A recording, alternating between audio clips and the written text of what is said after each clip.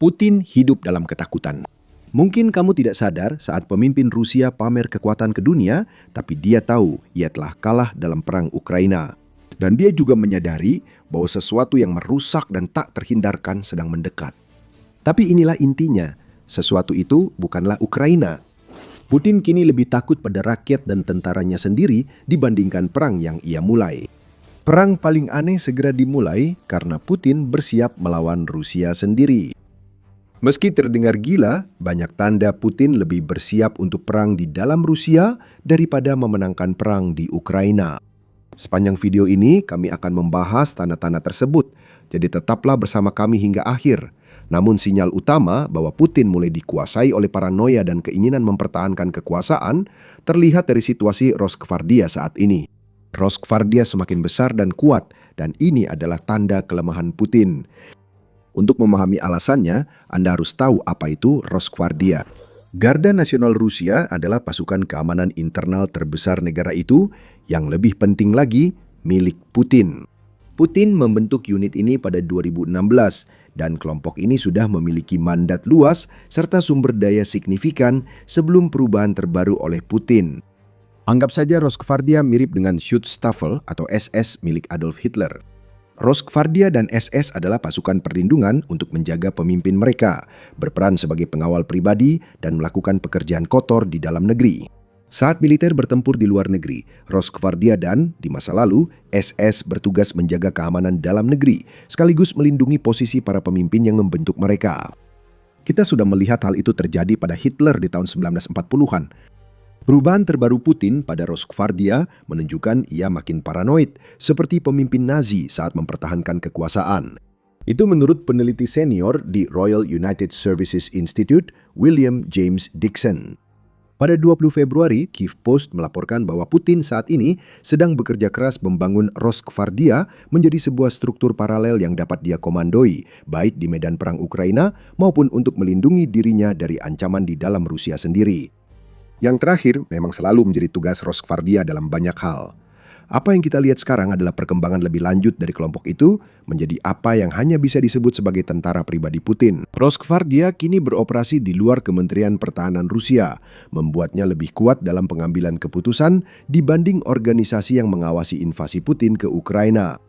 Dan berkat dekret Kremlin baru-baru ini yang dipelopori oleh Putin sendiri, Rosgvardia diangkat ke tingkat di mana direkturnya, Viktor Zolotov, hanya perlu bertanggung jawab langsung kepada Putin sendiri. Tapi kenapa melakukan ini? Mengapa Putin membentuk pasukan sendiri saat militer Rusia bertempur dan banyak gugur di Ukraina? Kami telah menjawabnya dengan pertanyaan itu. Putin tahu perang ini bencana bagi negaranya, dan akan kami jelaskan nanti di video ini. Dan sekarang, seperti yang dijelaskan oleh Dixon, telah terjadi perubahan dalam pola pikir Putin. Presiden Rusia sadar telah kalah dalam perang yang dimulainya.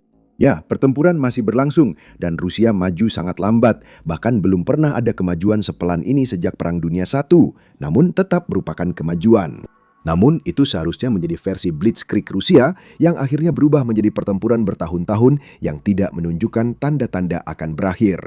Putin tahu rakyatnya lelah, dukungan invasi menurun, dan menurut Dixon, penguatan Rosgvardia menandakan Putin kini berupaya melindungi diri dari kerusuhan publik serta kemarahan elit. Rosgvardia sekarang berbeda dari saat Putin membentuknya. Alih-alih menjadi struktur kepolisian internal, menurut Dixon, Rosgvardia telah berubah menjadi sesuatu yang mirip dengan Korps Garda Revolusi Islam, sebuah pasukan pretorian yang ada untuk melindungi rezim dan dalam kasus apa yang disebut Putin sebagai Garda Nasional, kini membentuk unit-unit khusus yang mencakup formasi tank. Ini bukanlah sesuatu yang digunakan seorang pemimpin untuk keamanan internal. Ini adalah sesuatu yang mereka bangun ketika mereka tahu konsekuensi dari tindakan mereka akan datang, dan mereka harus melakukan apapun untuk mempertahankan kendali. Putin tahu konsekuensinya akan datang. Tekanan yang dihadapi Rusia, mulai dari kegagalan invasi Ukraina hingga tekanan ekonomi akibat sanksi, kini mencapai puncak. Pertanyaan mulai muncul tentang rapuhnya rezim Putin, mungkin untuk pertama kalinya sejak ia berkuasa. Pendapat berbeda mulai muncul, terutama soal ekonomi, meski belum cukup kuat untuk mengguncang Putin. The Globalist berpendapat bahwa perpecahan mulai terbentuk antara Putin dan banyak elit yang ia sendiri angkat ke tampuk kekuasaan. Mereka mungkin pura-pura mendukung perang Ukraina demi keuntungan, tapi sebenarnya ingin permusuhan ini cepat selesai, kata The Globalist. Kepentingan utama mereka menghasilkan uang bertentangan dengan tujuan nasionalis dan egois Putin untuk menjadikan Rusia dan dirinya sebagai kekuatan utama dunia. Putin menyadari perubahan dukungan ini dan tahu itu akan terjadi. Jadi, apa yang kita lihat dengan Rosvardia adalah tanda bahwa paranoia Putin tentang apa yang akan terjadi selanjutnya, baik itu setelah perang atau dalam bulan-bulan dan tahun-tahun ketika perang terus berlangsung tanpa akhir, telah menguasai dirinya. Pembentukan pasukan keamanan nasional menjadi kekuatan militer di Rusia sudah jadi sinyal kuat Putin mulai khawatir. Fakta bahwa Rosgvardia beroperasi di luar Kementerian Pertahanan Rusia sudah cukup menimbulkan masalah. Seperti yang dikatakan Dixon, Rosgvardia sekarang menjadi titik api bagi perpecahan lebih lanjut yang akan membuat suksesi semakin sulit dan pada akhirnya berusaha memusatkan seluruh kekuatan Rusia pada satu orang yang di usia 73 tahun kemungkinan besar tidak akan lama lagi mampu mempertahankan kekuasaan itu. Putin telah menciptakan situasi di mana beberapa pusat kekuasaan akan berebut kendali atas Rusia setelah ia tiada. Putin pernah membahas topik suksesi sebelumnya. Pada bulan Mei 2025 lalu, New Voice of Ukraine melaporkan tentang sebuah film dokumenter Rusia berjudul Rusia, Kremlin, Putin 25 tahun. Putin sendiri terekam mengatakan bahwa seseorang harus muncul, atau lebih baik lagi, beberapa orang, sehingga masyarakat memiliki pilihan siapa yang bisa mendapatkan kepercayaan warga negara. Terlepas dari betapa konyolnya pernyataan itu dari seorang otokrat yang hampir menjadi diktator, yang kita lihat di sini hanyalah kebohongan. Putin tak peduli suksesi, hanya mementingkan dirinya sendiri. Dan penguatan Rosgvardia adalah salah satu tanda bahwa Putin sama sekali tidak mau melepaskan cengkeramannya pada kekuasaan, bahkan ketika cengkeraman itu mulai goyah. Putin tengah bersiap bertarung, atau lebih tepatnya, berusaha melindungi diri dari keniscayaan runtuhnya rezim yang ia bangun selama 25 tahun. Kita akan membahas lebih lanjut tentang ketakutan Putin terhadap kekuatan destruktif di sekitarnya dan tanda-tandanya segera. Sebelum lanjut, jika Anda ingin wawasan seperti ini, pastikan sudah berlangganan The Military Show. Sekarang, rezim Putin. Apa yang kita lihat dari penguatan Rosgvardia? Menurut analis militer terkenal dan kreator YouTube Paul Warburg, hal ini bersama dengan tanda-tanda lain yang akan dibahas merupakan gejala runtuhnya seluruh rezim. Ini adalah langkah-langkah yang diambil Putin untuk mengendalikan narasi internal Rusia saat ia berusaha mempertahankan citranya sebagai orang kuat dalam politik Rusia meskipun invasinya ke Ukraina runtuh di sekelilingnya. Dan yang perlu kita lakukan hanyalah melihat ke masa lalu untuk memahami apa yang sedang terjadi di masa kini Putin yang penuh paranoia.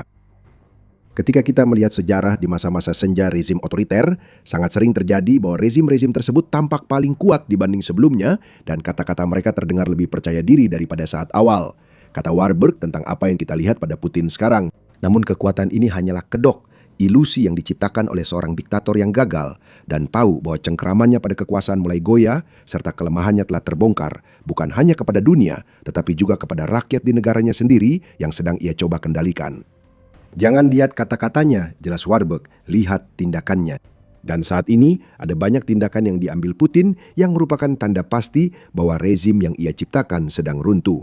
Upaya untuk memperkuat apa yang disebut pasukan keamanan nasional menjadi semacam satuan militer yang sepenuhnya dikendalikan oleh Putin, hanyalah salah satu dari tanda-tanda tersebut. Tanda lain terlihat dari yang kita saksikan dalam pembicaraan damai saat ini. Sejak Presiden Amerika Donald Trump mendorong diakhirinya perang Ukraina dengan memulai pembicaraan damai awal 2025, Putin melakukan hal serupa. Dia bicara soal perdamaian, tapi tindakannya menunjukkan tak ingin mengakhiri perang yang dia mulai. Dengan kata lain, Putin melakukan apa yang dikatakan Warburg, banyak bicara tetapi mengambil tindakan yang membuktikan bahwa dia berniat melakukan kebalikan dari apa yang dia katakan. Bahkan baru-baru ini, pada 19 Februari, setelah putaran pembicaraan damai lainnya, Guardian melaporkan komentar yang dibuat oleh Presiden Ukraina Volodymyr Zelensky dan Uni Eropa atau UE. Zelensky sekali lagi menuduh Putin menggunakan taktik penundaan untuk menghambat negosiasi, karena Putin tidak mau bergeser dari tuntutan maksimalisnya bahwa Ukraina harus menyerahkan wilayah untuk mendapatkan perdamaian. Sedangkan untuk UI, juru bicara urusan luar negeri blok tersebut, Anwar Elanuni, menyederhanakannya dengan menyatakan, "Kami melihat bahwa Rusia terus melakukan serangan tanpa henti terhadap Ukraina. Hal ini memang mencerminkan bahwa Rusia belum siap untuk perdamaian. Kami masih belum melihat tanda-tanda nyata bahwa Rusia benar-benar serius dalam upaya perdamaian." Warburg mengatakan bahwa Rusia bahkan sudah tidak berusaha lagi berpura-pura tertarik pada perdamaian. Sebenarnya, yang kita lihat di sini sudah dijelaskan oleh Warburg. Putin berusaha tampil kuat dengan kata-katanya, dengan klaimnya bahwa Ukraina harus menyerahkan wilayah, justru karena dia tahu bahwa keruntuhan rezimnya lebih dekat dari sebelumnya. Putin tak bisa berhenti di Ukraina karena tahu pertarungan di negerinya memanas, sehingga ia berusaha menunda yang tak terelakkan. Kami akan jelaskan alasan Putin sangat paranoid terhadap pertarungan melawan Rusia sendiri di akhir video ini, jadi tonton hingga selesai. Namun saat ini, pernyataan kekuatan Putin dalam negosiasi damai tidak sesuai dengan tindakannya di Rusia. Rosgvardia diperkuat karena Putin butuh kekuatan nyata untuk mengendalikan narasi tentang dirinya jika rakyat Rusia atau tentara yang kembali memberontak. Putin mengambil langkah langsung agar semua orang di Rusia sadar bahwa dia ingin mengendalikan pesan di sekitar Kremlin. Media massa di Rusia sedang mengalami penindasan besar-besaran. Semua ini dibuat untuk menenangkan paranoia Putin. Namun secara bersamaan, saat Rusia melakukan ini dengan kata-kata mereka dan tampak kuat dengan kata-kata mereka, Warburg mengatakan tentang penolakan Putin untuk benar-benar terlibat dalam pembicaraan damai. Rusia sedang melakukan penindasan media terbesar dalam sejarah Rusia. Kita belum pernah melihat hal seperti ini sejak era Soviet. Penindasan ini begitu menyeluruh hingga akan membuat Joseph Stalin bersemangat, kata Warburg. Beberapa minggu terakhir, Putin membatasi akses warga Rusia ke WhatsApp dan Telegram. Telegram khususnya sangat menyakitkan bagi warga Rusia dan tentara di garis depan perang Ukraina. Bagi warga Rusia pada umumnya, mereka kehilangan akses ke platform komunikasi terbuka yang digunakan oleh sebagian besar penduduk negara itu, termasuk sekitar 85% warga Rusia berusia 12 hingga 24 tahun. Itu adalah segmen yang cukup besar dari populasi muda Rusia yang kehilangan akses ke berita yang berasal dari sumber selain yang disetujui oleh Kremlin. Dan itulah tujuannya bagi Putin. Dia tidak ingin siapapun di Rusia mendapatkan ide besar untuk menggulingkannya, terutama anak-anak muda yang memiliki potensi, tidak peduli seberapa mustahil kelihatannya untuk berorganisasi menjadi kekuatan tempur saat mereka berada di puncak fisik mereka. Pada 20 Februari, Putin melangkah lebih jauh. Presiden Rusia memilih tanggal itu untuk menandatangani undang-undang baru yang mewajibkan operator telekomunikasi Rusia memutuskan komunikasi jika diminta oleh Dinas Keamanan Federal atau FSB. Operator harus memutus akses internet bagi masyarakat di wilayah yang mengalami ancaman teroris di Rusia. Putin ingin memastikan tak ada yang bisa berkomunikasi dengan dunia luar saat Ukraina menyerang kilang minyak atau fasilitas militer di Rusia. Semua ini soal mengendalikan narasi. Dalam keputusasaan Putin, kita melihat pergolakan terakhir seorang pemimpin yang sadar waktunya hampir habis. Meski berdampak buruk bagi rakyat Rusia, penutupan layanan komunikasi terutama Telegram oleh Putin justru menyabotase militernya sendiri. TVP World melaporkan tindakan keras Kremlin terhadap Telegram memicu reaksi balik di Rusia. Bagi militer, hilangnya aplikasi itu berarti kehilangan platform utama untuk mengatur serangan dan komunikasi di garis depan. Telegram memungkinkan tentara Rusia berbagi gambar dan video dengan cepat sehingga mereka lebih responsif di medan perang, jelas Warburg.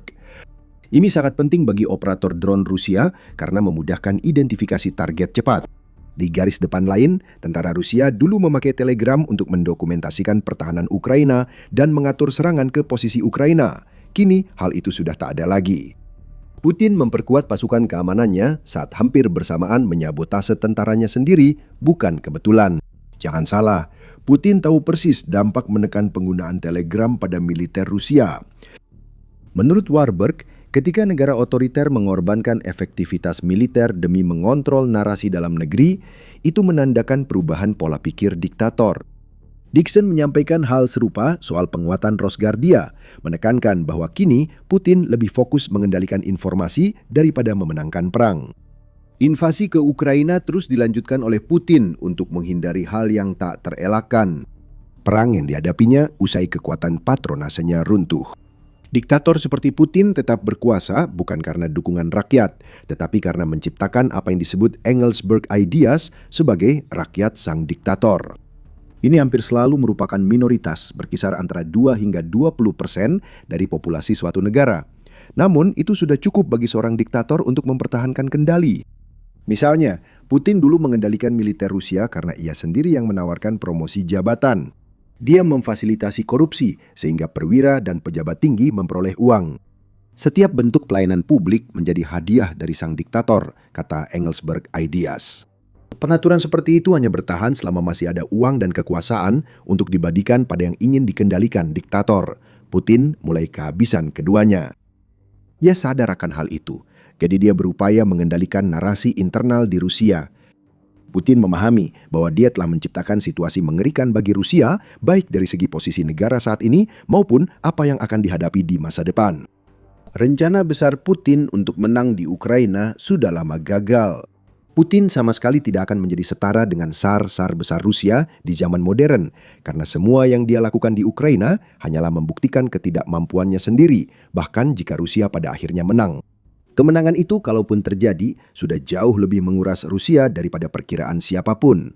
Fakta itu ditambah Putin yang bingung menghadapi kembalinya ratusan ribu tentara yang menjadi brutal, membuat situasi seperti sekarang. Putin sadar perang mempertahankan kekuasaan di negaranya akan terjadi, jadi ia memutus komunikasi dan membangun pasukan pribadi untuk melindungi diri dari kemungkinan pemberontakan rakyat Rusia atau militernya sendiri. Rand menyampaikan hal itu dalam artikel 20 Februari oleh John Taft yang membahas berbagai masalah yang diciptakan Putin di Rusia. Negara itu mengalami penurunan populasi yang diperparah oleh perang. Menurut PBB, Rusia akan memiliki antara 74 hingga 112 juta penduduk pada tahun 2100, turun dari 146 juta yang dimilikinya saat ini. Masyarakat sipil independen dan aktivitas politik oposisi sudah ditekan secara radikal di Rusia, ujar Taft, dan Putin masih belum memiliki solusi untuk masalah tentara yang kembali. Sekitar 8.000 veteran Rusia yang kembali sudah divonis bersalah atas kejahatan sipil sejak mereka pulang ke rumah, ujar Taft. Sekitar 900 orang melakukan kejahatan kekerasan, menyebabkan setidaknya 423 kematian. Ini gambaran kecil tentang apa yang diyakini Putin akan dihadapi, di mana perangnya makin melumpuhkan Rusia. Bayangkan ratusan ribu tentara yang marah pulang ke tanah air yang sedang terpuruk, dan bahkan lebih otoriter daripada saat mereka pergi. Anda mendapatkan situasi genting di mana para tentara dan rakyat menyadari bahwa perang yang dijalankan Putin tidak membawa manfaat apapun bagi kehidupan mereka. Kemarahan jadi pemicu utama pecahnya perang saudara. Perang saat rakyat yang ingin dikendalikan Putin justru melawannya. Dan sekeras apapun Putin berusaha mencegah gejolak masyarakat seperti ini, dia sebenarnya hanya mengikuti buku pedoman yang selalu diikuti para diktator sebelum mereka runtuh. Lebih banyak kontrol, lebih banyak penindasan. Sabotase terhadap militer yang sudah kehilangan hampir 1,26 juta orang akibat perang di Ukraina. Bagi Putin, lebih baik berkuasa atas negara hancur daripada mundur demi masa depan lebih baik. Rosgvardia yang makin kuat menandakan Putin kini fokus ke musuh barunya. Musuh itu bukan Ukraina, tapi Rusia itu sendiri. Rusia harus melawan Putin, jika tidak, kehancuran selama 1 abad menanti di masa depannya. Seluruh masa depan negara itu dipertaruhkan saat Rusia kehilangan banyak tentara dan menghadapi krisis demografi yang akan menghantui negara itu, semua karena Putin. Control the people's minds and you can keep the Ukraine war going. That has been Putin's propaganda ploy ever since he launched the Ukraine invasion, and it has worked out well for him so far. But propaganda only works when your allies all stick to the story, and that isn't the case for Putin anymore. Kremlin propaganda has backstabbed Russia's leader by admitting that the Ukraine war has already been lost. The unthinkable has happened, and it's all over for Putin's deceptive game. And there is one man who is at the center of it all, Vladimir Solovyov. Long one of the Kremlin's most reliable and virulent propagandists, Solovyov has conducted a massive turnaround on state TV that has exposed everything that the Kremlin is doing to wreck the Russian economy. The man who only a few days ago was telling Putin and his cronies that they should be bombing London has started sharing the numbers, facts and opinions of everyday Russians as they struggle to come to grips with the impact that Putin's Ukraine invasion has had on them. For Putin and the entire Kremlin, this is like a shot of poison to their collective veins. The man who is being paid handsomely to spew the mindless narrative that Putin wants his people to believe has come right out and said that it is all nonsense. Russia is struggling. It's on the verge of economic collapse. And as you'll find out if you keep on watching, Putin's desperate attempt to control the spiraling state of his narrative is utterly failing. So, what did Solovyov actually say? Anna from Ukraine, who is a YouTuber who commentates on developments in Russia that are often missed by the mainstream media, explains the basics. She points out that Solovyov is one of the most dangerous men in Russia, specifically because his position on state TV means that he is able to influence the opinions of millions of people who simply don't have access to independent news sources that enable them to get a clearer picture of what is happening, not just in the world, but even in their own country. Solovyov is an extremely dangerous person that created a lot of crimes with his talent of communicating, of spreading Russian BS and so on, Anna says. This talent has perhaps allowed him to earn billions of rubles from the Kremlin, she adds, which makes it very clear that this is a propagandist who has happily suckled on Putin's teat for as long as he could extract money out of the Russian president. Solovyov's reputation is such that even the US Department of State has labeled him a face of Kremlin propaganda, and noted that he has been spreading what it claims to be Guinness World Record-breaking diatribes against the West and Ukraine since 2010. This is a man who has, or had, a network of 17 Telegram channels along with his own state-sponsored TV show, and it's fair to say that he is a main source of news for many people in Russia. We tell you all of this so that you understand the caliber of this propagandist in terms of his pro-Kremlin opinions. And now he's turned on the Kremlin. Solovyov has plunged a knife right into Putin's back, as Anna from Ukraine explains. So this very person decided to enumerate a number of problems that right now destroy the Russian Federation from the inside, she says.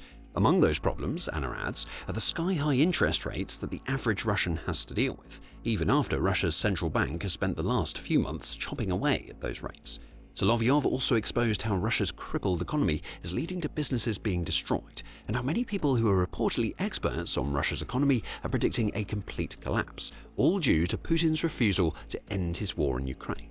Of course, those outside of Russia have known about these problems for a long time. Right now, Russia's key rate is 15.5%, following another Bank of Russia cut of 0.5%. Whatever minor hope can be derived from a cut evaporates completely when that cut still means that Russia is dealing with interest rates that are triple or even quadruple those seen in places like the US, Australia, Saudi Arabia, China, the UK, Canada, and practically all developed Western nations, per Trading Economics. Even in Rwanda, the key policy rate is 7.25%, less than half the rate seen in Russia right now. And on the business front, Russia's small oil producers are floundering as Western sanctions prompted by Putin's invasion are destroying them. Russian oil prices have been pushed down to $40 per barrel, Yahoo Finance said on February 18th, and that simply isn't high enough to stop many of Russia's smaller suppliers from becoming insolvent. Anna from Ukraine adds to all of this, noting that one of Russia's most important propagandists has exposed so much more. So interest rates are high. Businesses are closing, restaurants and shops closing, apartment blocks remain unsold. That is what he kept repeating, she said to Solovyov's outburst. And there was more. Russia's struggling construction, metallurgy, oil and gas industries all came under the propagandist's microscope in a rant that, for once, wasn't aimed at Russia's enemies. It was a direct message to the Kremlin.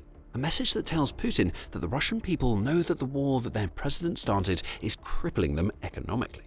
Russia's economy is in the death zone, The Economist said in a February 16th article. Though Russia's economy may not collapse outright, the outlet says, it will also not recover to any decent level until long after the Ukraine war is over. Russia's economy is stuck, lost in a sort of negative equilibrium, where all it can do is barely hold itself together as Putin's relentless appetite for war consumes every type of industry that Russia has that isn't directly associated with the war that he is waging. It's this horrific state of affairs for the everyday Russian that Solovyov has called out, and it seems that he may have taken such a bold step because he is slowly recognizing that a major power shift is going on in Russia. Putin's grip is slipping. The authoritarian who is so desperate to keep hold of his country can no longer hide the realities that his decisions have brought down upon his own people. Also speaking to the ordinary people, Anna says of Solovyov's exposé, he focuses on these very obvious signals of the dying economy. So perhaps the very fact that he started talking about such things is influenced by the size of the problem that people are talking about on the streets, at work, in their kitchens, and to pretend that nothing is happening is very wrong. In other words, Russia's economic problems have grown too big to ignore. And for a man like Solovyov, that fact creates a dilemma. Does he continue to toe the Kremlin line, that everything is fine and that Russia is powerful? Well, if he does, he ruins his own credibility, and his career as a pseudo-journalist is all but over. Or does the Kremlin propagandist turn on his paymasters to deliver a dose of the reality that is affecting the Russian people, thus risking the wrath of Putin himself? Well, Solovyov has spoken out against Russia's power base before.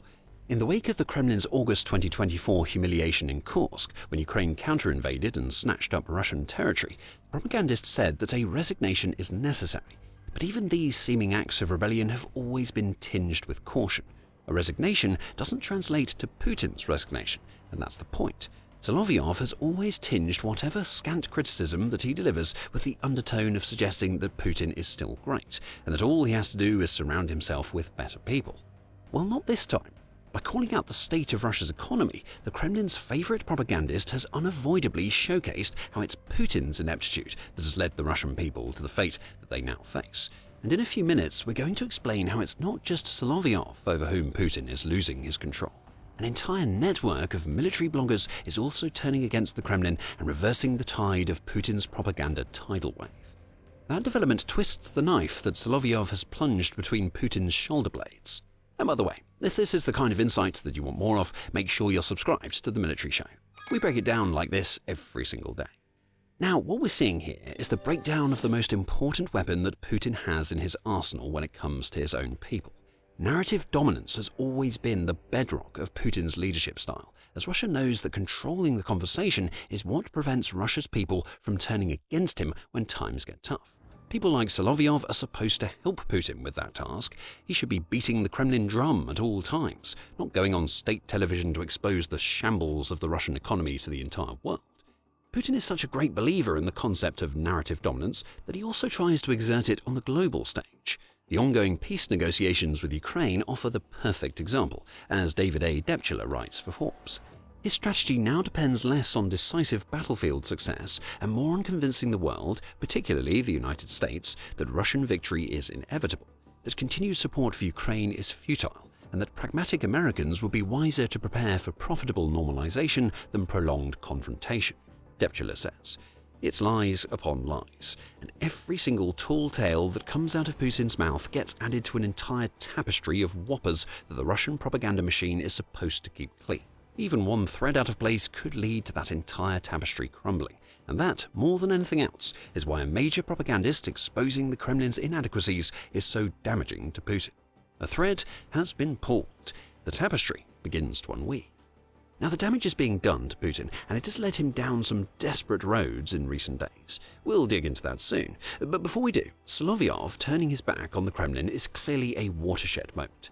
Definitely for the first time during Putin's regime, Anna from Ukraine says of Solovyov's betrayal, adding, "And it symbolizes the loss of Putin's control, because in Russia, people rarely express their opinions openly, and usually they receive their opinions from the state TV, from the popular vloggers that were allowed by the Kremlin regime. What does it mean when the opinion former is feeding information to the people that makes them wake up to the fact that it's the Kremlin's fault that they're struggling in the first place? Well, certainly not anything that the Kremlin is going to want to see. And if Solovyov keeps on doing what he has started to do, more Russians are going to see that it is their own government that is hurting them due to Putin's insatiable lust for war with Ukraine. Maybe the turncoat propagandist will focus on how Putin is stealing more money from the average person's pocket by way of taxation, all to keep on funding his ridiculous war. Asia News has exposed all of this, as it points out in a February 18th piece that municipal service rates across Russia rose by between 8 and 12% on average in 2025. And that's on top of VAT being increased by 1.7% on all products on January the 1st, all of which has led to sharp increases in consumer goods that Russia's people could barely afford in the first place. Even good propaganda can only hide what's happening in Russia for so long. A propagandist actually delivering the reality to the people who form their entire opinions based on what he says is a death sentence for the Kremlin. So where does all of this leave Putin? Well, we told you earlier that his control is slipping, that he's going to do anything that he can to maintain it. Russia's leader is getting desperate to keep his narrative in play, and that has led to him making what may be the dumbest move that he's ever made since he launched his Ukraine invasion. Putin has banned Telegram. Yep, and that means that many of the voices that constantly spoke out in support of the Kremlin's policies, making money from doing so in the process, have been silenced. And make no mistake about it, that amounts to a legion of propagandists who are now furious at the Kremlin for taking away their source of income. And to add a little context to why the Telegram ban is so desperate, you need to know a little bit more about just how ubiquitous this social media platform is in Russia. Over 100 million Russians use the app, the New York Times reports, and around 60 million of those users check Telegram every day. Beyond state TV and newspapers, Telegram is one of the main sources of news for the Russian people. And remember, Solovyov himself has 17 Telegram channels, so he and the Kremlin clearly saw how valuable the platform could be from a propaganda perspective. However, that value is only there for the Kremlin as long as it can control the narrative being spun on Telegram, and that's where things have fallen apart for Putin. As military bloggers report more information that the Kremlin wants to give away, and Telegram opens up opportunities for Russians to find opinions other than the Kremlin party line, it was almost inevitable that a crackdown would come. And it has. And plenty of Russian propagandists are furious about it. The fury from Russia's military bloggers in particular has been immediate. The Kyiv Independent reported on the anger that is spreading among Russia's less traditional propagandists, noting that many are calling on the Kremlin to stop depriving them of their platform in the wake of the Telegram ban and a similar ban on the use of WhatsApp in Russia. Fighter Bomber, who was one of the more notable Russian military bloggers on Telegram, sums up the general mood with a sarcastic statement. "Unfortunately, we can't cut off Starlink for the Hochli," he said, using a slur that Russia's bloggers like to use against Ukraine soldiers. "But we can cut off Telegram for Russians, and if we can, well, why not? Why not indeed, from Putin's perspective? With Telegram gone, the Kremlin can push Russians toward the state-controlled Max app, and perhaps more importantly, it can try to stop Russian people from getting news from sources that aren't necessarily Kremlin-approved. Even some of Putin's most vocal fans are up in arms about the Telegram ban, Bloomberg reported on February the 17th. The outlet says that cutting off access to this particular app may be a bridge too far for many Russians, and interestingly, some major hitters have even come out against the move. Putin's favorite mouthpiece, Dmitry Peskov, has called the loss of Telegram a shame. And wouldn't you just know it, Solovyov has also complained during a live stream that his numbers have taken a steep decline in the wake of Putin's Telegram ban. Military bloggers matter to the Kremlin. And when they're doing their jobs the way that the Kremlin wants them to, those bloggers serve as important cogs in the Russian propaganda machine. They are Putin's digital foot soldiers, CNN said back in 2023, and many have sources deep within the Russian armed forces and associated paramilitary groups, such as Wagner. The BBC adds that these bloggers are popular with Russia's readers because they often provide more information about what's happening in Ukraine than Russia's state media. Of course, they also make plenty of money while doing it, so we can't ignore that so many are angry at the Kremlin for the Telegram cutoff because they're losing their sources of income. And perhaps that's why Putin wants to shut the military bloggers down. They know too much, they say too much, and with many having audiences in the hundreds of thousands or even the millions, they're influencing the Russian people too much. Remember, Putin's entire reign is predicated on his ability to always control the narrative. When Russia has what the Kremlin might look upon as loose cannons operating on social media, more of the threads on that tapestry of lies we talked about earlier start to come loose. Russia has already started turning against these blogging propagandists toward the end of 2025. And as the Carnegie Endowment noted in December, several had found themselves classed as foreign agents or charged with crimes under Russia's repressive extremism laws. The endowment even says that this fight against its former propaganda machine is calculated, noting that it gives the Kremlin the chance to create an impression that it is trying to silence the voices of pro-war radicals after 4 years of fighting that have left everyday Russians tired of Putin's invasion. However, the state steamroller wasn't fast enough to crush Solovyov. And now that he has turned against the Kremlin, Putin's desperation is on the verge of turning into outright despair. Who can he trust, if not the man that the Kremlin put on state TV to deliver the messages that the Kremlin wants the Russian people to hear? How is Putin supposed to control the narrative when the very peddlers of that narrative aren't towing the line? These are questions that Putin never wanted to answer, and everything that we're seeing now in terms of his attempts to repress the flow of information in Russia amounts to the actions of a leader who knows that his days are numbered. Russia is the country that suffers from the madness of its leader, to whom all of its population delegated their rights and freedoms, Anna from Ukraine says, when wrapping up her video about Solovyov's actions. Maybe the once Kremlin-favoring propagandist has realized that fact, and he's decided that using his platform to bring power to the people, or at least expose what they're going through, is more important than saying what Putin wants him to say. The Ukraine war is already lost, and every Russian is feeling the impact worse and worse with each passing day. With the knife now stuck in his back, Putin will push on, of course. But he'll do it knowing that one of Russia's most influential voices is delivering the very last kinds of messages that the Kremlin wants its people to hear. Putin has crippled his country, and Solovyov knows it. Not even the turncoat talking head has revealed just how bad things are getting for Russia. The Russian economy is in the toilet, but the country has already been flushed, and there may be no finding it in the sewage for a century.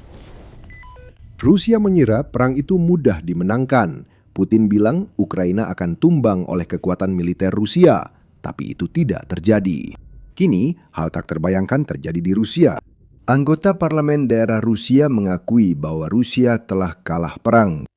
Kepanikan dan kekacauan terjadi, sementara pejabat menyatakan perang yang melampaui Perang Dunia II ini harus segera ditinggalkan oleh Putin. Suara-suara yang tidak setuju semakin keras, dan salah satu suara itu berasal dari Grigori Yeremayev. Pada usia 69 tahun, Yeremayev telah melihat hampir semua yang pernah dilihat Putin di Rusia. Dia pernah menyaksikan kejayaan Uni Soviet saat Rusia menguasai kekaisaran yang kini ingin dipulihkan Putin. Yeremayev hadir saat Uni Soviet runtuh dan Rusia harus membangun ulang. Naiknya Putin ke tampuk kekuasaan terjadi di bawah pengawasan politisi ini.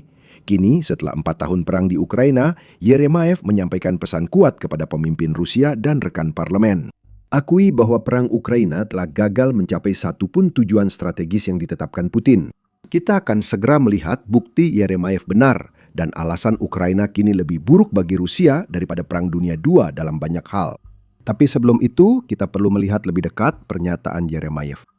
Menurut RFU News pada 5 Februari, politisi Rusia itu menyatakan di depan rekan-rekannya bahwa tujuan perang Ukraina belum tercapai dan kini secara fundamental mustahil dicapai. Rusia tidak bisa menang dan Putin terus melanjutkan perang karena jika berhenti, ia akan dikenang sebagai presiden yang kalah dari negara yang tak diduga mampu melawan agresi Rusia. Menyebut komentar ini kontroversial saja tidak cukup. Seperti yang disoroti oleh Amnesty International, orang-orang yang melakukan protes secara damai terhadap perang Putin seringkali menghadapi tuduhan palsu karena Kremlin berusaha membungkam suara mereka. Sering muncul tuduhan palsu soal kekerasan pada polisi. Putin tidak dapat melakukan itu pada anggota parlemen yang sudah berbicara di gedung parlemen. Namun Kremlin bisa menuduh hasutan kebencian seperti yang sering dilakukan pada suara anti-perang. Kremlin bahkan mungkin menuduh Yeremayev berkhianat karena berani membicarakan Putin. Namun tuduhan ini tak mengurangi kekuatan simbolis tindakan Yeremayev. Dia berdiri di depan rekan-rekannya yang sangat ingin mendapat perhatian Putin, lalu mengungkapkan kenyataan yang selama ini mereka sembunyikan dari presiden. Kami ingin sekali memberitahu Anda bahwa kata-kata Yeremayev menginspirasi sebuah pemberontakan. Bahwa mereka yang di parlemen Rusia yang setuju dengannya bangkit bersama dan menunjukkan keberanian mereka dengan menyatakan perang konyol Putin sebagai sebuah kegagalan. Namun sayangnya itu tidak terjadi. Seperti yang bisa diduga, mereka yang katanya politisi, atau lebih tepatnya para pemburu karir yang berusaha menjilat sekuat mungkin demi menyenangkan Putin, memilih untuk membungkam Yeremayev. Begitu Yeremayev mulai bicara, deputi lain langsung meneriakinya agar diam. Mikrofonnya ditutup lalu dimatikan sebagai upaya putus asa Kremlin untuk mengendalikan narasi yang sedang dihancurkan oleh politisi tersebut. Ini bukan politik, melainkan kekuasaan dan upaya busuk politisi yang lebih peduli pada opini Putin daripada kegagalannya berusaha membungkam suara kebenaran. Namun mereka lambat bertindak. Suara itu masih terdengar dan ucapannya mungkin didukung banyak orang di Rusia, termasuk penjilat di parlemen yang mengecam Yeremayev. Perang Putin telah gagal dan terus menjadi kegagalan. Dan semua yang bisa dilakukan Putin sekarang hanyalah mempertahankan perang itu. Mengubah arah, sekarang justru melakukan apa yang dikatakan Yeremayev, yaitu membuat Putin terlihat sebagai presiden yang kalah dalam perang yang ia mulai sendiri. Yeremayev telah dihukum atas pelanggarannya. Menurut RFU News, politisi itu didakwa menyalahgunakan kebebasan pers setelah pernyataannya yang dianggap sangat konyol hingga lucu. Kebebasan pers. Di negara yang menutup platform seperti Telegram karena memberi pers kesempatan menginformasikan rakyat Rusia tentang situasi di Ukraina. Kebebasan pers tidak ada di sistem politik di mana sedikit keraguan pada kampanye Putin dianggap pengkhianatan. Yeremayev tampaknya hanya mendapat hukuman ringan untuk sementara. Sebuah pengadilan di Samara, wilayah tempat pidato politisi tersebut berlangsung, telah mendenda Yeremayev sebesar 30.000 rubel atau sekitar $388 atas pernyataannya. Akun X pemantau pemilu Rusia juga memberikan detail lebih lanjut, mencatat bahwa pidato Yeremayev terjadi di Duma Regional Samara, dan Yeremayev bahkan mengatakan bahwa Putin sendiri tahu bahwa invasi ke Ukraina adalah sebuah kegagalan dan itu adalah sebuah kesalahan. Kata-kata pembangkang pemberani ini memicu 7 menit perdebatan sengit. Media lokal Rusia menyebut politisi itu dikenal sebagai pemberontak, bahkan berani menyebut perang Putin sebagai penghancuran nyawa dan takdir manusia. Ini bukan kritik lembut untuk orang di sekitar Putin. Pernyataan Yeremayev adalah serangan langsung ke pemimpin Rusia, menegaskan bahwa Putin tak akan pernah bisa membungkam para penentangnya meski membuat banyak undang-undang. Hukuman penjara mungkin menanti Yeremayev menurut media lokal. Namun jika itu harga untuk mengungkap kebohongan propaganda dan pembunuhan ratusan warga sipil setiap hari di Ukraina yang sudah jadi hal biasa, ia tampaknya rela. Yeremayev pasti sadar kata-katanya akan memicu reaksi keras. Tapi dengan mengatakannya, ia membongkar Putin sebagai penipu. Yeremayev sepenuhnya benar. Nanti di video ini kita akan membahas lebih dalam tentang klaim para politisi bahwa Putin sekarang terjebak oleh perang yang ia mulai sendiri. Artinya dia tidak bisa lagi berhenti, meskipun dia juga tidak bisa menang. Sebelum membahas itu, mari telusuri klaim bahwa Putin gagal meraih tujuan strategis dan tak punya harapan mencapainya di masa depan. Titik awal pembahasan ini tampaknya adalah catatan RFU News dalam laporannya tentang komentar Yeremayev.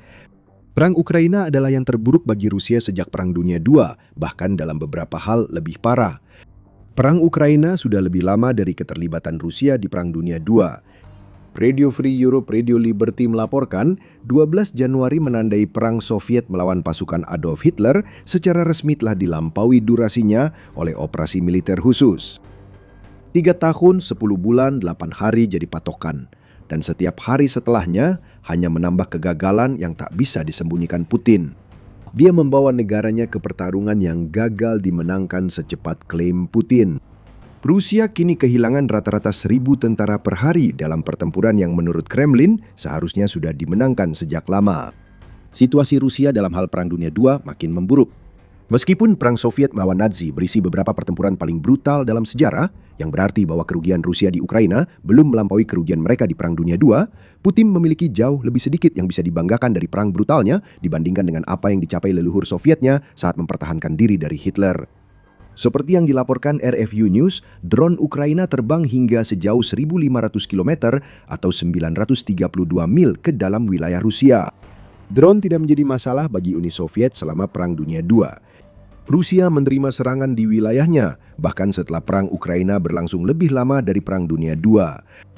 Pada titik ini, Soviet sudah menang melawan Nazi. Serangan di Rusia bukan masalah, tapi masih jadi kekhawatiran di Perang Ukraina, dan semua itu salah Putin.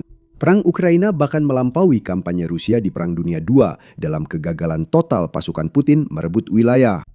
Pada akhir Perang Dunia II, Uni Soviet berhasil mendorong Nazi sejauh antara 1.500 hingga 1.800 km atau 932 hingga 1.118 mil ke barat, yang menyebabkan Rusia tiba di Berlin.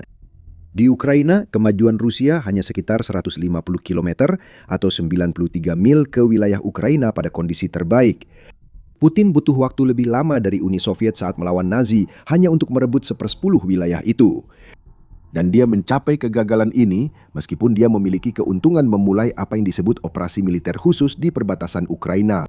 Putin menyebut kampanye Soviet di Perang Dunia II sebagai perang suci penyelamat dunia. Di Ukraina, dia membuat kampanye yang akan menghancurkan Rusia.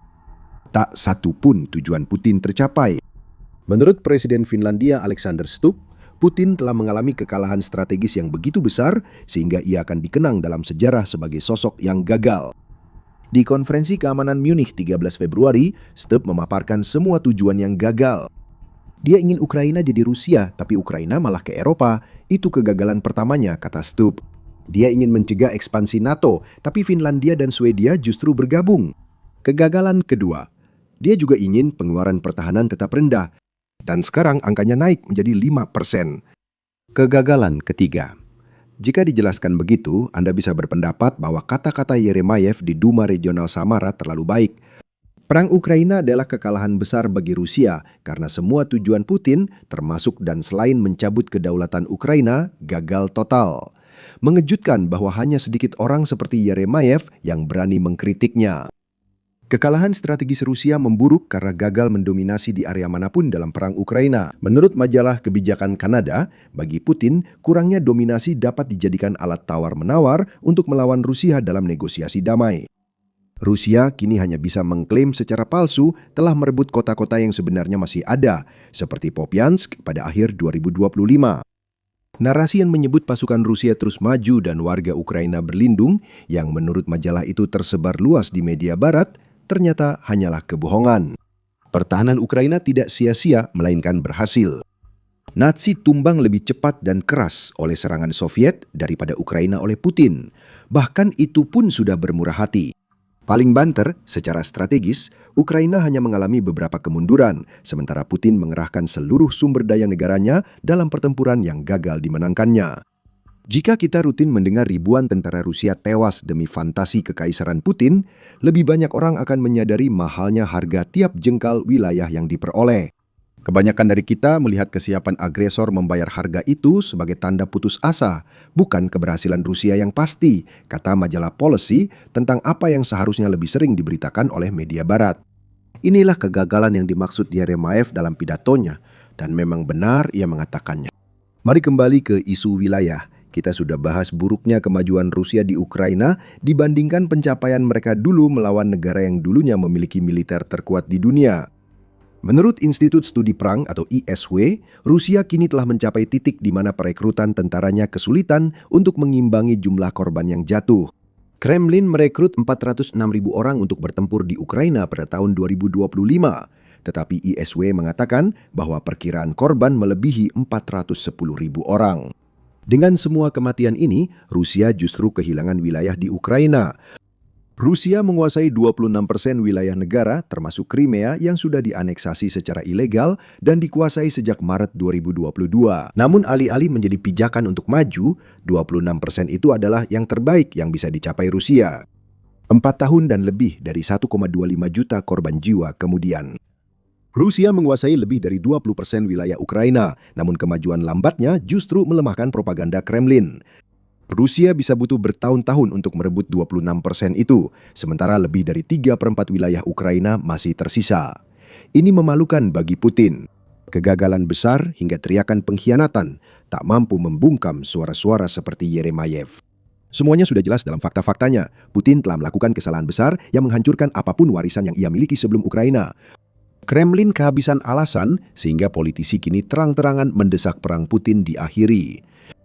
Bahkan analis pro-perang di Rusia, seperti para blogger militer yang selama ini diandalkan Putin untuk menyebarkan narasinya, kini sudah tidak bisa dipercaya lagi. Mereka dicap agen asing, seperti seruan terhadap Yeremayev karena mengkritik situasi perang, komandan, keputusan, dan mengungkap perpecahan di antara pihak yang seharusnya menjaga moral publik untuk upaya perang, menurut RFU News. Dan untuk mengatasi semua kesengsaraan ini, Putin bahkan tidak mendapatkan apa yang ia inginkan dari pembicaraan damai yang ia pikir bisa dimanipulasi untuk memaksa Ukraina menyerahkan wilayah Donbas. Setidaknya itu berarti sesuatu bagi Presiden Rusia. Semua tujuan strategis lain gagal dan makin jauh. Tetapi mengklaim Donbas dianggap cukup untuk sedikit keberhasilan, namun itu pun tidak tercapai. Seperti yang dicatat oleh Politico dalam artikel tanggal 13 Februari, pembicaraan damai sekarang mengalami kebuntuan. Rusia belum mampu meyakinkan Amerika Serikat untuk cukup menekan Ukraina agar Zelensky mau menyerahkan Donbas, yang membuat Rusia tidak punya pilihan selain terus melanjutkan perang yang telah melampaui Perang Dunia II dan gagal di setiap aspek. Perang ini terus membebani keuangan Rusia tanpa kemenangan, menjadi kegagalan lain bagi Putin. Menguasai Ukraina seharusnya bisa memperkaya Rusia. Negara itu menurut survei geologi Ukraina memiliki sumber daya mineral senilai 15 triliun dolar yang mewakili 5% dari total kekayaan mineral dunia. Putin menginginkan uang itu. Setelah 4 tahun, yang ia miliki hanyalah versi Rusia yang tengah krisis keuangan. Ekonomi negara stagnan karena pengeluaran untuk kesehatan, pendidikan, infrastruktur ekonomi, penegakan hukum, dan kesejahteraan anjlok, sementara Rusia makin banyak mengalokasikan anggaran untuk perang di Ukraina dan pembayaran utang. Dana Moneter Internasional memprediksi bahwa ekonomi Rusia hanya akan tumbuh 0,8% pada tahun 2026 setelah tahun 2025 yang stagnan dengan pertumbuhan hanya 0,6%. Rusia menjual minyaknya dengan diskon besar-besaran hanya untuk menjaga agar ada pemasukan, dan negara itu menghadapi tekanan populasi jangka panjang yang semakin diperparah oleh banyaknya kematian di Ukraina. Yeremayev benar. Rusia sudah kalah dalam perang Ukraina. Dia juga benar soal ini. Putin tak bisa berhenti sekarang, karena itu berarti mengakui kekalahan dan tercatat sebagai kegagalan total dalam sejarah. Putin sekarang terjebak. Peter Dickinson mengatakan hal yang sama dalam tulisannya pada 12 Februari untuk Dewan Atlantik, di mana dia menunjukkan bahwa tujuan Putin, mungkin di atas segalanya yang ingin dia capai di Ukraina, adalah untuk mengamankan warisannya. Putin yakin dia menjalankan misi bersejarah untuk membalikan ketidakadilan runtuhnya Uni Soviet dan menghidupkan kembali kekaisaran Rusia. Untuk mencapai hal ini, dia telah meyakinkan dirinya sendiri bahwa dia harus menghapus Ukraina sebagai sebuah negara dan sebagai sebuah bangsa, tulis Dickinson. Obsesi ini telah membentuk segala sesuatu yang dilakukan Putin, dan hal ini telah menjerumuskannya ke dalam situasi tanpa jalan keluar yang kini ia hadapi, ujar Dickinson. Yeremayev melihat semua ini. Seperti disampaikan di awal video, politisi itu cukup tua untuk menyaksikan semua tindakan Putin selama lebih dari 25 tahun pemerintahannya, sehingga ia bisa melihat di balik topeng pria kuat tersebut. Putin sekarang melanjutkan perang Ukraina untuk menunda hari perhitungan yang harus dihadapinya atas kegagalannya, mungkin sampai pada titik di mana dia percaya bahwa dia sudah meninggal sebelum hari itu tiba. Semua usahanya justru memperkuat Ukraina, Eropa, dan NATO, sementara kendalinya atas rakyatnya makin lemah. Propaganda internal yang digunakan Putin di Ukraina sedang runtuh di sekelilingnya. Putin kini hanya bisa melancarkan operasi bendera palsu, seperti klaim Ukraina menargetkan kediamannya yang diduga palsu untuk mempertahankan ilusi Ukraina makin putus asa. Namun, kini Putin hanya berjuang untuk bertahan hidup.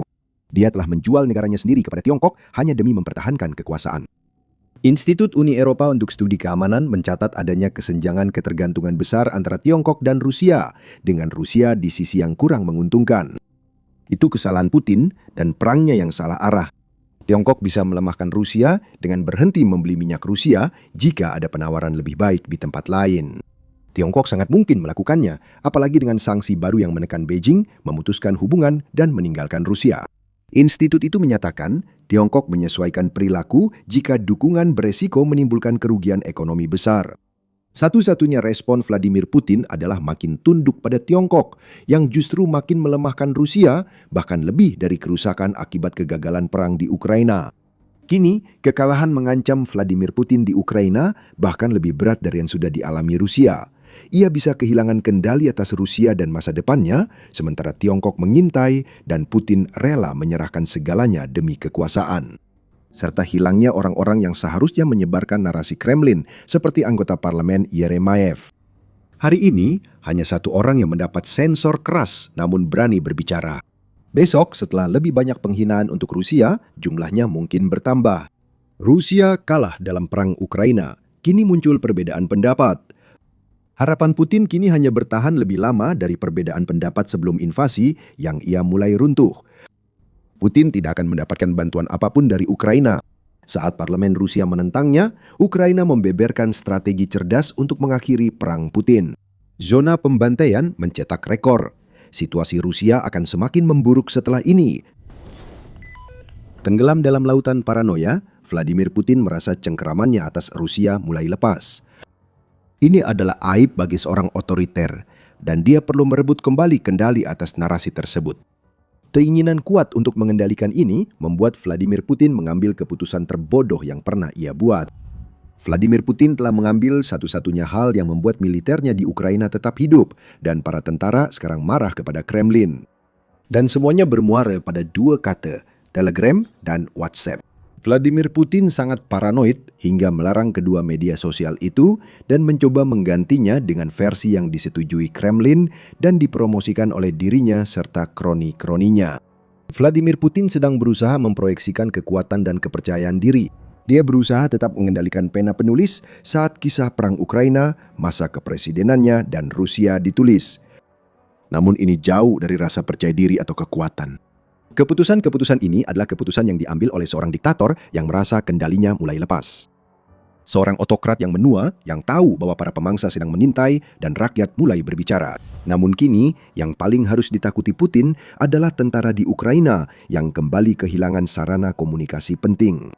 Kita akan kembali membahas para tentara itu sebentar lagi. Pertama, mari kita lihat keputusan-keputusan menarik yang telah diambil Putin dalam beberapa hari terakhir. Pada 10 Februari, CNN melaporkan bahwa Kremlin mulai membatasi akses ke aplikasi pesan Telegram, yang jelas merupakan salah satu aplikasi paling populer di Rusia. Menurut Statista, lebih dari 78% penduduk Rusia berusia 16 tahun ke atas menggunakan Telegram, dengan WhatsApp menyusul ketat di posisi kedua dengan 73,9%. Kremlin membuat klaim samar bahwa pelarangan ini untuk melindungi warga Rusia dan menuduh Telegram sebagai penyebab pemblokiran karena aplikasi tersebut digunakan untuk berbagi pandangan yang dianggap kriminal dan teroris oleh otoritas Rusia.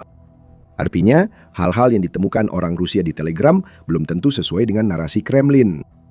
Telegram juga menghadapi denda dari Kremlin sebesar 64 juta rubel atau sekitar 828 ribu dolar karena diduga menolak menghapus konten terlarang dari aplikasinya. Pembatasan Kremlin berlaku 10 Februari, menyebabkan ribuan orang mengeluh aplikasi tidak berfungsi atau jadi jauh lebih lambat.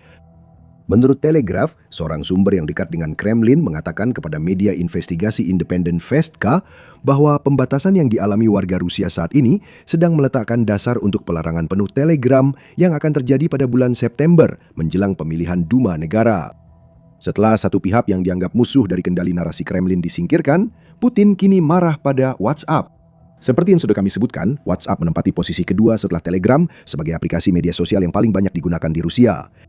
Pada 12 Februari, 2 hari setelah pembatasan besar pada Telegram diterapkan, Al Jazeera melaporkan Kremlin juga memblokir WhatsApp karena dugaan pelanggaran hukum. Juru bicara favorit Putin, Dmitry Peskov, mengklaim bahwa langkah tersebut diambil karena WhatsApp enggan mematuhi norma dan ketentuan hukum Rusia. Bisa kita ulangi terjemahannya? Ini jelas kode ala Putin. Maksudnya, WhatsApp tidak membiarkan saya mencegah orang Rusia mengatakan hal yang tak saya inginkan. Larangan WhatsApp sebenarnya bukan hal mengejutkan. Kremlin mulai menindak aplikasi ini sejak 2025, membuat banyak warga Rusia hanya bisa mengaksesnya lewat VPN di akhir tahun. Pemblokiran serupa juga telah diterapkan terhadap Facebook, X, dan Instagram. Bahkan YouTube pun tidak luput dari pendekatan keras Kremlin dalam menutup akses ke layanan daring apapun, yang bahkan sedikit saja memberi kesempatan bagi warga Rusia biasa untuk mengetahui lebih banyak daripada apa yang diberitahukan Kremlin kepada mereka. Orang-orang di Rusia marah, para tentaranya bahkan lebih lagi. Jangan khawatir, Kremlin punya solusi. Rusia tak butuh aplikasi-aplikasi itu, seru Putin. Mereka hanya perlu berlangganan Max, alternatif buatan Rusia yang didukung Kremlin. Max menawarkan platform media sosial lengkap dengan bayaran yang sangat murah, yaitu pengawasan terus-menerus oleh Kremlin atas semua yang kamu lakukan atau katakan di aplikasi. Rusia mempromosikan Max sebagai alternatif patriotik Telegram dan WhatsApp, bahkan membayar selebriti Rusia dengan rubel untuk mempromosikan aplikasi itu ke pengikutnya. Pejabat Rusia kini mendorong Max diintegrasikan ke Gogoslugi, portal daring Rusia yang memungkinkan masyarakat mengakses platform pemerintah, membayar tagihan, dan menandatangani dokumen, sehingga Max menjadi gerbang ke layanan sipil utama Rusia. Ini semua soal kendali. Nanti akan kita bahas lagi di video ini. Saat ini larangan Telegram dan WhatsApp sedang menimbulkan kekacauan di garis depan. Tentara Rusia terbunuh karena mereka kehilangan satu lagi jalur komunikasi penting. Kita jarang mendengar langsung dari tentaranya karena mereka hancur di mesin pembantai Ukraina. Hanya sedikit yang selamat dan tertangkap yang bisa menyampaikan pendapat. Namun seperti yang diungkapkan oleh Telegraph, para blogger militer Rusia yang sering memiliki akses langsung ke para tentara melalui aplikasi seperti WhatsApp dan Telegram telah membicarakan situasi yang diciptakan oleh paranoia Putin di garis depan. Ribuan personel militer akan kehilangan komunikasi saat serangan berlangsung yang dapat berakibat fatal menurut saluran Archangel Spetsnaza dengan 1,1 juta pengikut di Telegram. Seorang blogger militer besar lainnya secara langsung mengkritik Kremlin, meskipun dia memastikan untuk tidak menyebut nama Putin dalam cercaan yang ia lontarkan. Ketika orang-orang yang tiba-tiba berkuasa mulai menyeret mereka, para pejabat Kremlin, ke pengadilan Den Haag yang terkenal itu, tidak akan ada seorang pun yang berani bersuara, kata Gegor Kolmogorov kepada para pengikutnya dalam apa yang tampaknya merupakan pengakuan aneh bahwa Rusia telah melakukan kejahatan perang oleh blogger militer yang dikenal dengan pendekatan nasionalis. Penjelasan paling jelas mengapa tentara Rusia marah pada Putin datang dari koresponden militer Alexander Slatkov. Ia mengatakan Barat membuat Rusia lumpuh selama 2 hari akibat gangguan Starlink. Dan kini saluran komunikasi komando juga dimatikan. Jadi bagaimana kami bisa menang? Dengan alat apa? Barang rongsokan dan telepon lapangan TA-57. Seorang tentara yang sukses menyampaikan pendapatnya juga mengatakan hal serupa. Garis depan terkejut, Starlink hilang, kini Telegram juga terganggu. Bagaimana kita bertempur? Lewat merpati pos, seorang tentara menyampaikan pesan yang telah beredar luas di saluran Telegram pro perang Rusia menurut The Cube Independent. Maksud saya, itu sesuai strategi Rusia di Ukraina. Tank dan senjata era Soviet dipakai di medan perang, jadi mengapa tidak gunakan telepon lapangan Soviet seperti TA-57? Putin tampaknya mengira perang Ukraina terjadi di tahun 1960-an. Penyebutan Starlink layak untuk dibahas lebih lanjut. Sudah cukup buruk bahwa Putin telah mengambil 2 platform komunikasi penting dari tentaranya. Tetapi entah kenapa hal itu hanya bisa dijelaskan karena Putin sangat takut terhadap apapun yang bertentangan dengan narasinya. Presiden Rusia mengambil keputusan ini beberapa hari setelah Elon Musk dan SpaceX memutus akses Rusia ke Starlink. Menurut Guardian pada 9 Februari, tentara Rusia berupaya mencari alternatif setelah SpaceX menghentikan penggunaan terminal Starlink ilegal di Ukraina. Akses Starlink yang dibatasi membuat Rusia kehilangan salah satu sistem komunikasi utama. Tanggapan Putin, singkirkan alternatif yang telah dicoba digunakan oleh banyak tentara Rusia. Ini adalah strategi militer yang brilian. Tidak heran Rusia telah kehilangan 1,25 juta tentaranya dan jumlahnya terus bertambah sejauh ini di Ukraina. Terlepas dari sarkasme, langkah terbaru Putin seolah-olah sengaja menghancurkan militernya sendiri. Namun, itu bukan alasan sebenarnya Kremlin melarang WhatsApp dan membatasi Telegram. Ini adalah upaya terakhir pria tua yang putus asa mempertahankan kekuasaan, dan kami akan jelaskan alasannya segera. Anda sedang menonton The Military Show. Kami berikan gambaran lengkap, bukan sekadar berita utama. Tekan subscribe untuk tetap terdepan. Soal alasan Putin, ada 2 hal yang perlu dibahas. Pernyataan resmi Kremlin dan apa yang sebenarnya terjadi di baliknya. Kroni-kroni Putin menyebut alasan utama pembatasan akses WhatsApp dan Telegram adalah keamanan. Kita sudah membahas ini karena Kremlin sering menyebut kedua aplikasi itu menyebarkan konten kriminal dan dianggap kurang bisa melindungi data warga Rusia daripada pemerintah mereka sendiri. Bersama Max, regulator internet Rusia Roskomnadzor juga menyebutkan masalah keamanan menurut BBC. Pejabat Rusia lainnya, Andrei Svintov, juga dikutip mengatakan bahwa tindakan keras terhadap WhatsApp secara khusus benar-benar dibenarkan karena Rusia tampaknya telah menetapkan Meta sebagai organisasi teroris. Rusia juga secara terbuka menyebut pengetatan akses internet sebagai bagian dari upaya menjauh dari platform pro-Barat. Roskomnadzor, perpanjangan tangan Putin untuk menguasai segalanya, telah lama mendorong Rusia memiliki internet berdaulat tanpa pengaruh Barat, menurut laporan Telegraph. Kami tegaskan lagi, bebas dari pengaruh Barat berarti rakyat Rusia makin sulit memahami apa yang terjadi di luar tembok besi yang ingin dijadikan Putin sebagai penjara bagi mereka. Tetap saja, inilah inti dari keputusan paranoid Putin sebenarnya. Telegram dan WhatsApp dibatasi dan akan dilarang karena Putin ingin menyembunyikan berita tentang Ukraina dari rakyatnya. Kremlin ingin membungkam blogger militer yang sering mendukung perang, namun membagikan lebih banyak informasi garis depan daripada yang diizinkan Kremlin.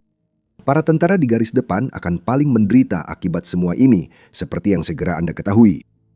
Seperti yang ditambahkan oleh Moscow Times, setiap media berita besar Rusia, termasuk media independen yang tidak bisa dikendalikan oleh Putin, memiliki saluran Telegram, dengan banyak diantaranya yang hanya menerbitkan berita di aplikasi tersebut. Hal ini membuat Telegram menjadi apa yang disebut oleh media tersebut sebagai pusat berita terlengkap yang memungkinkan pengguna membaca berita dari berbagai sumber. Dan mengingat aplikasi ini menampilkan postingan secara kronologis, bukan menggunakan algoritma untuk memilih apa yang dilihat penggunanya, sangat sulit bagi Kremlin untuk memaksakan propagandanya kepada masyarakat melalui Telegram. Jadi aplikasi itu harus dihapus. Digantikan varian yang disetujui Kremlin menjadi monumen ketidakpercayaan digital Putin. Majalah Cyber memperkirakan Max hanya akan menjadi bagian dari infrastruktur pengawasan negara yang dikendalikan Kremlin. Aplikasi ini dimodelkan dari WeChat Tiongkok yang juga dikecam sebagai alat serupa. Kami rasa kami melihat Putin kembali mengikuti jejak Xi Jinping, tanpa sengaja memperkuat gagasan bahwa Rusia telah menjadi adik kecil Tiongkok dalam proses ini. Kremlin tentu saja berusaha membantah klaim bahwa peralihan ke Max ada hubungannya dengan pengawasan atau kontrol terhadap media berita. Kremlin mengatakan jangan khawatir soal itu. Meski Putin mewajibkan Max untuk pegawai negeri, pelajar, guru, dan segera menjadikannya syarat akses bahkan untuk layanan publik paling dasar sekalipun, bukan berarti Max adalah aplikasi pengawasan. Melarang semua pesaing, dan dua pesaing yang sudah mapan seperti Telegram dan WhatsApp justru tidak mendukung narasi itu. Ini adalah upaya lain Putin mengisolasi rakyat Rusia secara digital agar mereka terjebak dalam berita palsu dan propaganda yang menjaga kekuasaannya. WhatsApp sudah menjelaskan hal itu dengan sangat jelas dalam pernyataan yang mereka keluarkan setelah keputusan Putin. Pemerintah Rusia hari ini mencoba memblokir WhatsApp untuk mendorong warga memakai aplikasi pengawasan milik negara. Mengisolasi lebih dari 100 juta pengguna dari komunikasi privat dan aman adalah langkah mundur dan membuat masyarakat Rusia kurang aman, kata perusahaan itu. Ini bukan pernyataan berlebihan. Di Max, mengeluhkan Kremlin bisa membuat FSB mendatangi rumah Anda dan Anda dicap teroris hanya karena kejahatan besar tak sepenuhnya tunduk pada Putin. Namun, seberapa menyakitkan dan berbahayanya upaya terbaru Putin mempertahankan kendalinya atas negara yang mulai lepas bagi rakyat Rusia biasa, para prajurit di garis depan Ukraina lah yang akan paling menderita. Ada alasan mereka sangat marah pada Kremlin sekarang.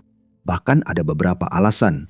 Dimulai dari bagaimana ini adalah satu lagi cara Kremlin benar-benar mengecewakan para tentaranya dalam hal komunikasi.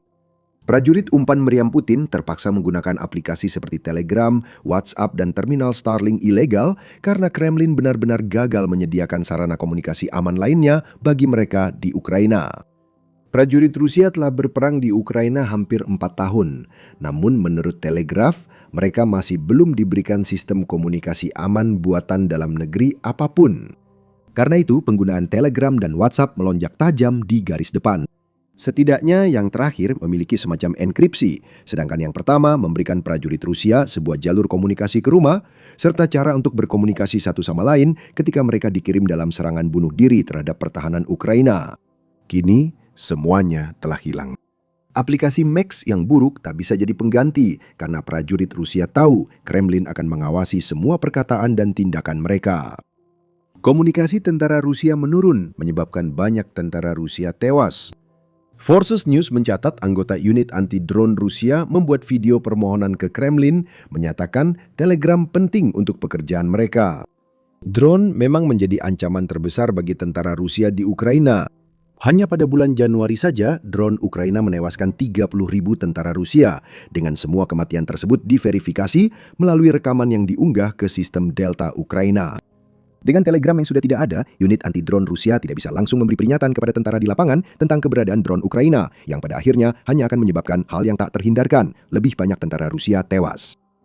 Putin menempatkan tentaranya di jalur cepat, membantu Ukraina mencapai target menghancurkan 50.000 tentara Rusia per bulan.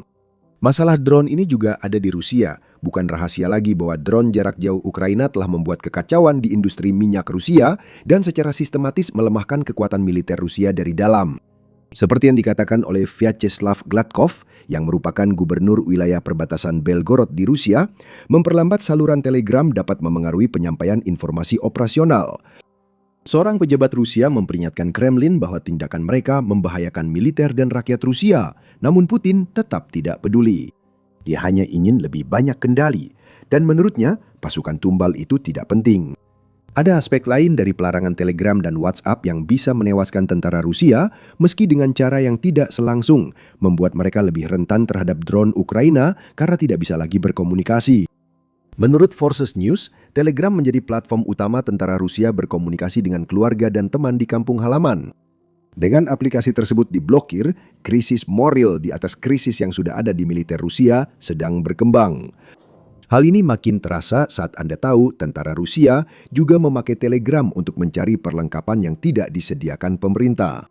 Seperti yang dicatat oleh Kyiv Post, tentara Rusia harus melakukan penggalangan dana bersama untuk mendapatkan perlengkapan dasar dan dalam beberapa kasus peralatan yang mereka butuhkan untuk menjalankan tugas mereka. Bagaimana kampanye penggalangan dana ini diorganisir? Melalui Telegram. Para blogger militer yang sekarang mengecam Kremlin atas keputusannya itu seringkali adalah orang-orang yang juga mengorganisir kampanye penggalangan dana untuk menyediakan kebutuhan tentara Putin yang tidak diberikan oleh Putin sendiri. Melarang Telegram merusak semuanya. Tentara tak bisa memberitahu blogger militer apa yang mereka perlukan. Dengan Telegram diblokir dan akhirnya dilarang, para blogger tak dapat menjangkau audiens luas untuk galang dana. Semua itu berujung pada lebih banyak kematian. Prajurit tanpa perlengkapan dikirim ke medan perang, penuh drone tanpa alat komunikasi. Ini kengerian yang hanya bisa dilakukan Putin, dan dia melakukannya pada tentaranya sendiri, bukan Ukraina.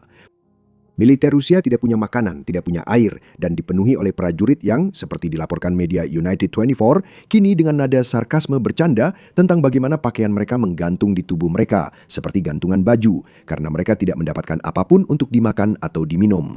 Sekarang Putin mengambil salah satu dari sedikit sumber daya mereka untuk mendapatkan kebutuhan mereka.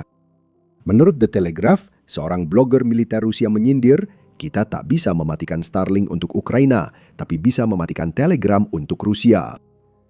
Peskov yang berbicara atas nama Putin telah berusaha membantah semua klaim bahwa Telegram dan WhatsApp sangat penting bagi tentara Rusia.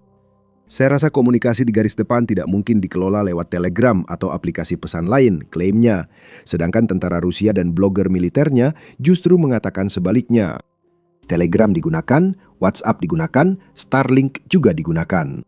Semuanya digantikan layanan negara yang lebih mengutamakan pengawasan daripada komunikasi. Mungkin memakai merpati pos dan telepon lapangan era Soviet sebenarnya bukan ide buluk. Bukannya tentara Rusia punya pilihan lain setelah paranoia Putin mengambil satu-satunya hal yang membuat mereka bertahan menghadapi perang yang dimulai oleh Putin. Seolah-olah Putin justru ingin kalah dalam perang Ukraina.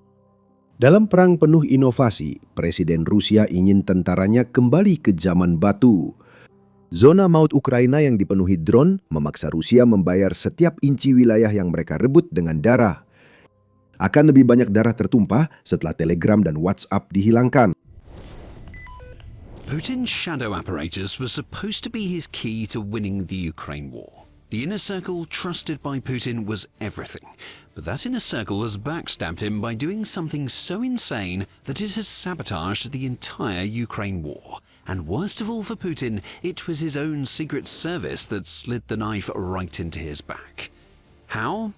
Well, the FSB stole $5 billion right from under Putin's nose. And that's according to Christopher Steele, who is the former leader of the Russia desk at the UK's MI6 intelligence organisation.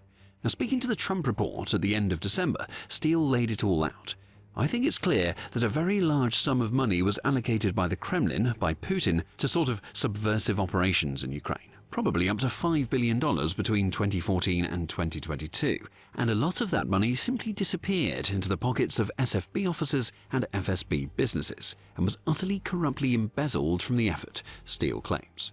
This was money that Putin had earmarked for use in Ukraine. Russia's leader wanted to weaken his target before he struck, and he's made sure that his secret service, the FSB, which is supposed to be one of his most powerful instruments, had everything that it needed to get the job done. But instead of reporting on the reality of what Ukraine was doing to prepare for a fight, or conducting the sorts of operations that would damage Ukraine, the money was pocketed. And all Putin received before he launched his invasion was nonsense about how Ukraine wasn't ready, and how it wouldn't be able to put up a fight because the country was too weak. We'll come back to that point a little later in this video. First, the big question is simple. Is there any evidence behind Steele's claims? Now, while Steele doesn't provide any evidence himself, paying even a little bit of attention to what was happening to several people in the FSB during the 2014 to 2022 period shows us that corruption was rife in the organization. And we have 3 cases for you, each of which involves the kind of squirreling away of Kremlin resources into FSB pockets that shows exactly what we mean when we say that Putin has been stabbed in the back. Now, first, we take you to July 2017 and the eruption of a massive scandal in the FSB. Now, in that month, the Warsaw Institute reported that information on the detention of several FSB officers who were suspected of corruption had been leaked to the media, suggesting that Putin's security apparatus was already collapsing into infighting and jealousy long before he invaded Ukraine. The story revolves around a man named Sergei Chemasov, who was then, and still is, the head of the state corporation Rostec. Now, Chemysov is one of the FSB's most influential figures, and his position on the Rostec board means that he also controls a company called Snegiryov Research Institute of Technology. Now, that company happens to make electromechanical and mechanical detonators for different types of ammunition, which means that it is a pretty important part of the war machine that Putin would later unleash on Ukraine. Now, a group of FSB officials who were supposed to be working for Putin and should have been aligned with the Rostec head were the first to betray Russia's leader. That group, the Warsaw Institute says, tried to extort large bribes from the board of the Snegiryov Research Institute of Technology. But that is just the start of the problem. Those FSB officials had been investigating the institute and had discovered that salaries were being paid to vacant posts within the business. These dead souls were getting paid, and the officials wanted bribes of a few million rubles for each of the vacant positions they found.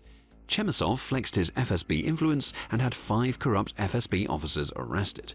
But he only did it because those officers were trying to con a conman, and the money being paid to the vacant posts had to be going somewhere, and the odds are that somewhere is Chemysov's own pocket. Now, Chemysov has survived. He still leads Rostec, but immediately we see the scale of the problem that Steele mentioned.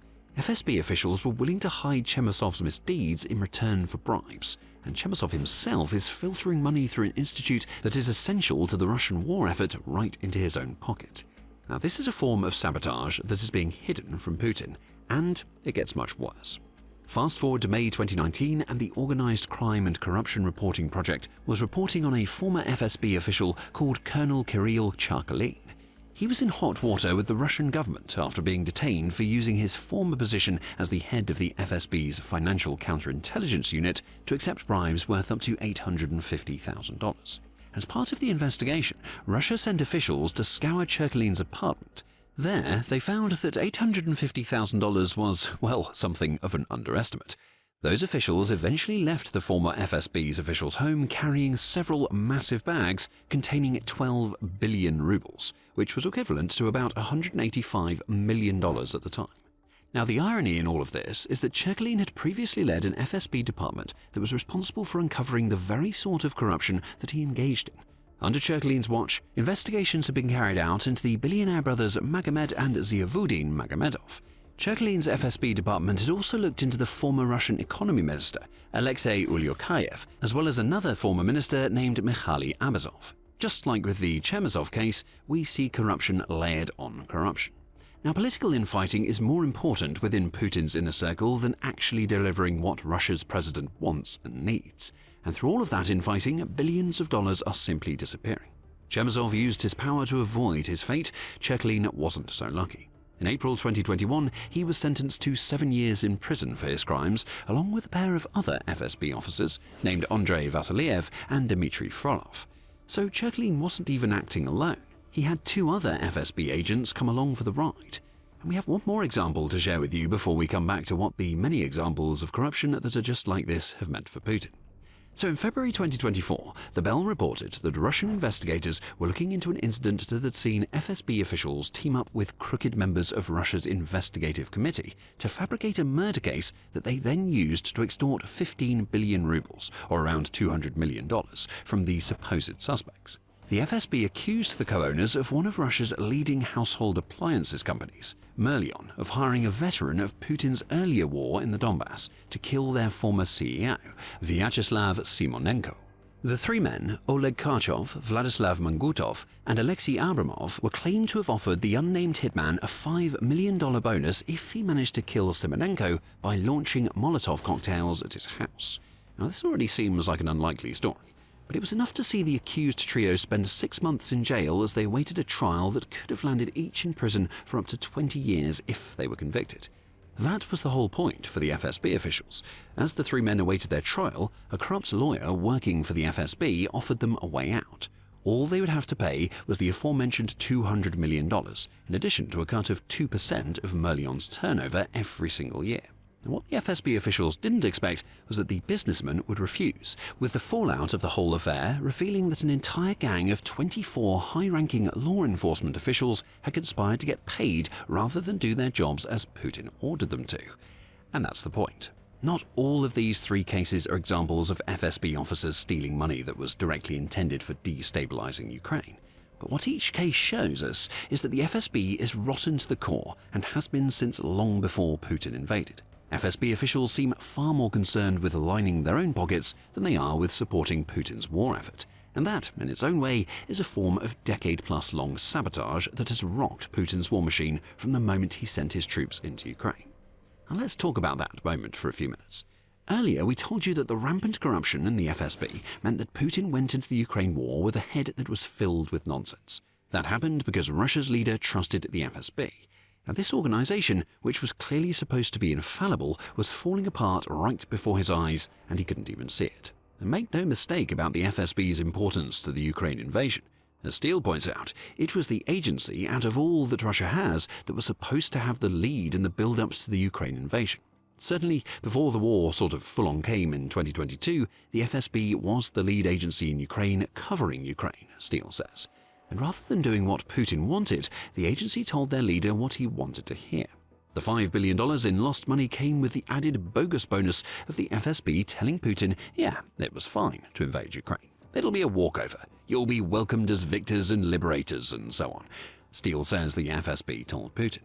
So as the money was being stolen, this was the same organization that was telling the Russian leader that there was an entire alternative political structure in Ukraine that was waiting to take over and would happily do so under the Russian thumb. It was all lies. FSB sabotage to keep the gravity train rolling while officials did everything in their power to avoid having to deliver anything that even resembled the bad news that Ukraine was more ready than anybody ever expected before February 2022. Putin certainly trusted the FSB enough to keep pouring the money in. In August 2022, Business Insider reported that the FSB's Ukraine unit had been expanding in size since 2019 to the point where it contained 160 officers when it had once had 30. That alone tells us that Putin had been plotting the Ukraine invasion for years before he pulled the trigger, and it was the FSB that was supposed to let him know what he needed to do to make the so-called special military operation a success. But while the Kremlin built, the shadow apparatus sabotaged, and frankly, that shouldn't have come as a surprise to anybody. Lying is in the FSB's nature.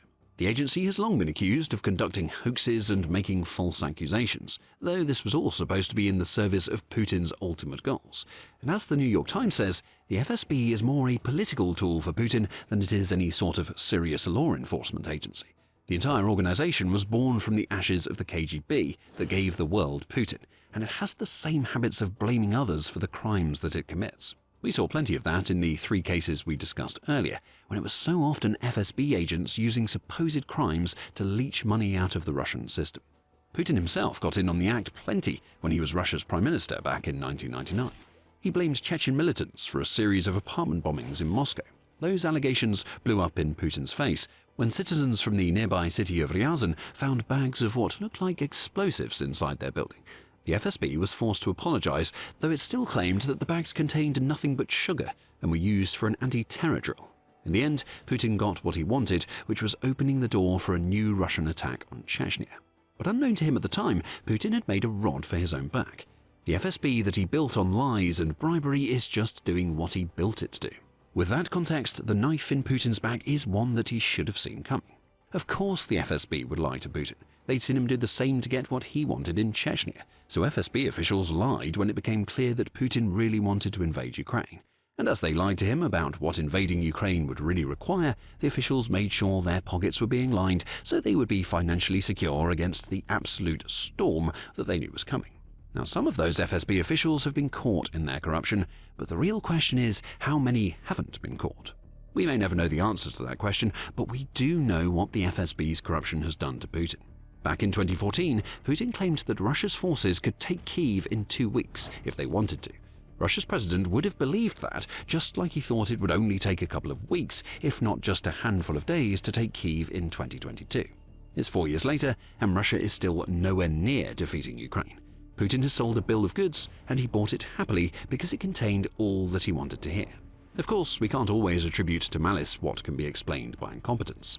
As the Washington Post says, it wasn't just the corrupt inside the FSB sliding the knife in and purposefully misleading their president. In the days leading up to the Ukraine invasion, the FSB had sent messages to its informants in Kyiv that it was time to leave their homes.